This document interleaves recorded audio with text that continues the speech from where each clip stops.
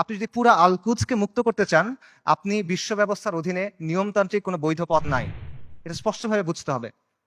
তথাকথিত আন্তর্জাতিক আইন, মানবাধিকার এসব মেনে আপনি আল কুদসকে মুক্ত করতে পারবেন না। এগুলো হলো আপনার জন্য বাধ্যতামূলক, ওদের জন্য অপশনাল।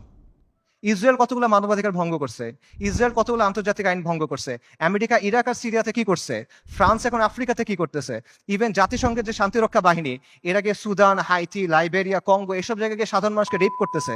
এগুলো মানবাধিকার লঙ্ঘন না? আন্তর্জাতিক আইনের ভঙ্গ হয় না এখানে? কার কি হয়েছে? কিচ্ছু হয় নাই। এটা ওরা বানাবে, আপনি মানবেন। এটা ওরা মানার জন্য না। আপনি এগুলো বিশ্বাস করে বসে আছেন, লাভ নাই। এগুলো দিয়ে ওরা আপনার হাত দুই পেছনে বেঁধে রাখবে, তারপর ইসরায়েল এসে আপনাকে জবেহ করবে। এরা আমাদেরকে নারী অধিকারের কথা বলবে, শিশু অধিকারের কথা বলবে, মানবাধিকারের কথা বলবে, পর্দার সমালোচনা করবে, নিকাবের সমালোচনা করবে, শরিয়ার সমালোচনা করবে। তারপর আমাদের বইয়ের মধ্যে এলজিবিটি ঢুকাবে। কিন্তু যখন লিটারেলি হাজার হাজার